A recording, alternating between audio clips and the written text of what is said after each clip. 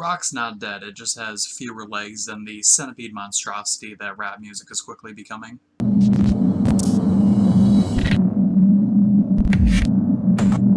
Welcome to Ray Brown Who Does Music, where today we're taking a look at the alternative rock band AWOLNATION and their 6th studio album called Here Come the Runts.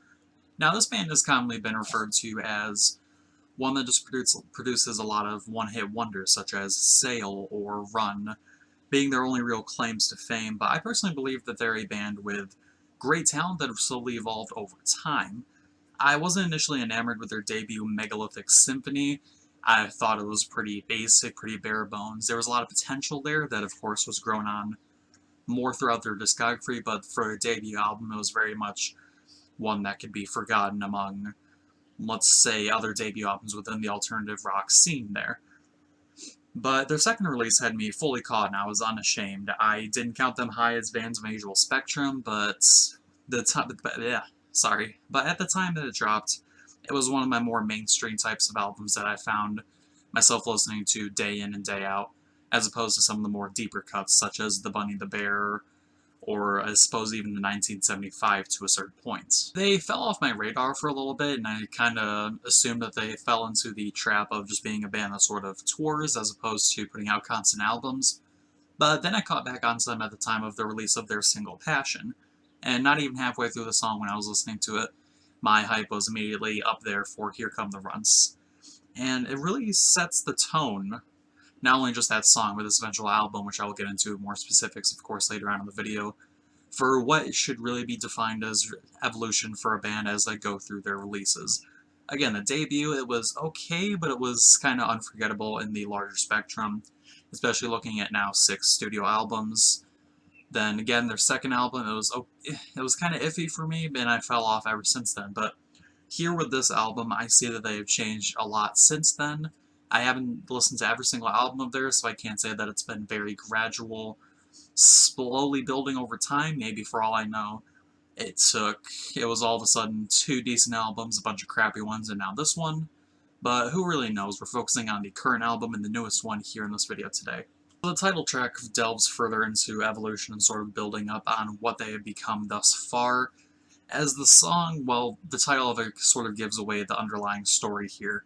It's a good example of how to handle things with repetitive lyrics and repetitive tones overall, and it very much just details the fan base for the band, ones who might be considered runts for either their musical taste or just personal interests overall, and how they can become something amazing just on their own by being who they are. It's a very feel-good song that handles the sort of... It's almost an example of the Rise Up track without abstractly going up against an unknown force, when really the force that they're trying to not even battle against, but just sort of match and become superior to here is perhaps their own feelings of inferiority. And I think AWOLNATION handled that topic very well in a very subtle and simplistic way.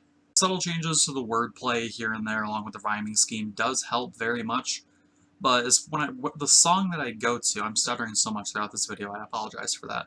The song that I go to the most overall for just rhythmic, lyrical storytelling here would definitely be Sound Witness System, which is sort of a continuation from the single I previously mentioned, Passion. And Aaron Bruno, again, he just goes on an absolute tangent. He just tears through this song, never really stopping, letting his momentum carry him and build up more and more before a honestly very satisfying ending to the song that just, all in all, became a song that I quickly replayed over and over, going throughout the song, in fact, going throughout the album, excuse me.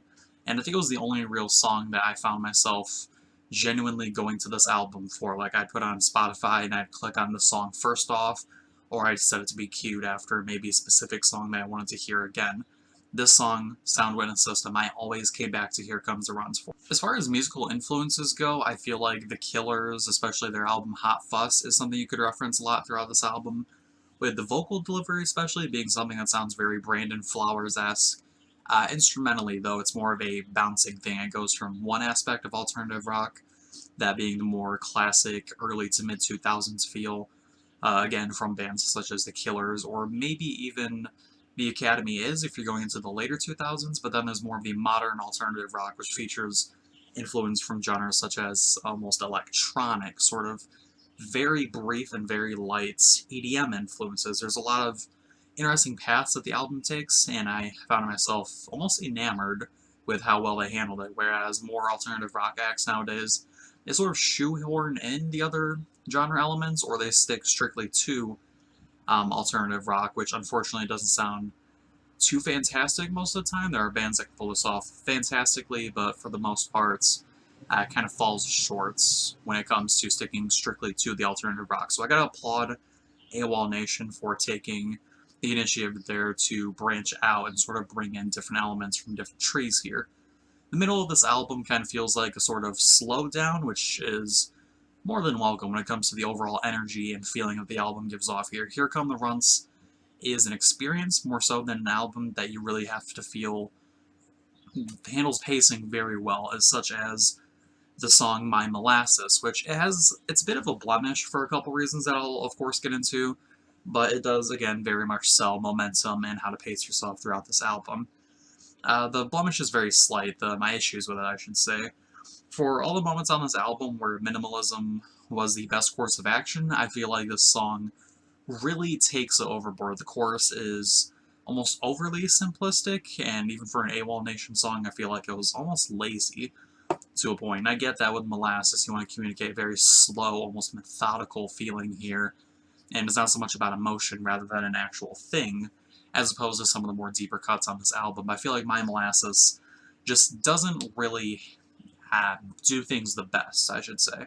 The chorus, it's drawn out, it's like the song's namesake, Molasses. It fits the theme of this single song very well, but I feel like in comparison to other songs here, it just doesn't quite stand as strongly. Lyrically, it's also sort of weak.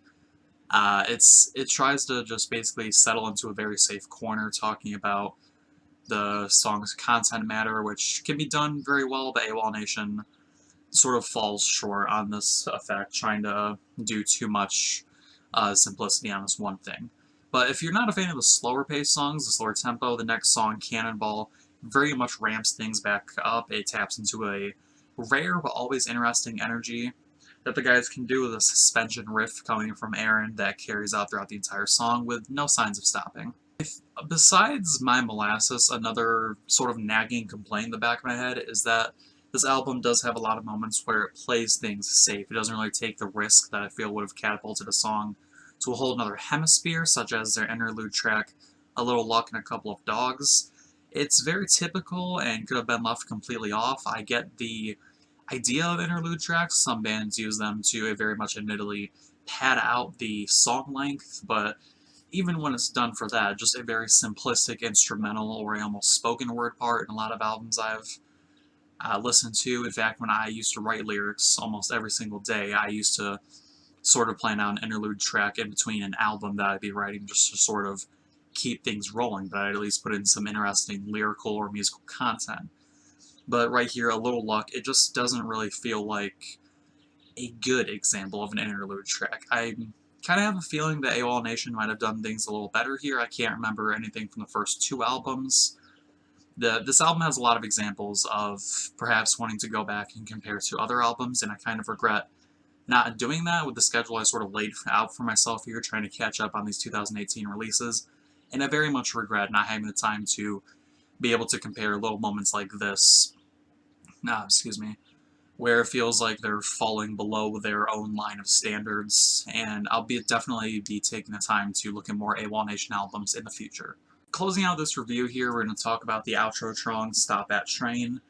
And I noticed something both in information about the album and a couple interviews that Aaron Bruno was involved with, that the song right before it, The Buffoon, is sort of meant as a very direct and very purposeful barrier between the album and then that outro song. And I feel like that sort of, to make a bit of a pun here, derails the experience here. Stop That Train, I feel, would have hit a lot harder if it was just able to go on its own, and I don't really... AWOLNATION tries to set up events in place of story, which sometimes very much pays off, such as with a lot of the first half of the album. In fact, I think the intro 3 is one of the best 3-song intro parts of an album from this entire year so far, where a lot of releases felt like they were just sort of spacing out, sort of a random track listing. I really do feel like the introduction to this album was done fantastically, but with little songs like this trying to build a barrier between one half of the album and the other half, it just doesn't really feel like it was needed or adds anything specific or special to the album itself. Singles genuinely stood out, and while a lot of the songs, even some that I didn't mention, sort of didn't really keep things going the way I felt like it could have been. The momentum was very stop and go. It had a very gradual rise, but at times there was that dip that, even though the next song would immediately do twofold the type of momentum needed for the album, such as with My Molasses into Cannonball, I do feel like the stopping of momentum stopped us from being a better album. But even then, this album is honestly pretty fantastic. It's not album of the year by any means, but it's an album that I find myself very much enamored with. I used that word a little earlier, and I hate using repetitive terms here, but I really truly do feel like Here Come the Runts by AWOLNATION does deserve this score, a score of 8 out of 10, and that's the review. Let me know what you guys think down in the comments below. Do you agree with what I said? Do you disagree? Do you feel like my reviews kind of go on like molasses, slow and without any real substance? Let me know down in the comments, and don't forget to like, dislike, subscribe, unsubscribe, share, Instagram it, retweet it, tout it. Don't forget to unsubscribe to the channel. I'll see you in the next video.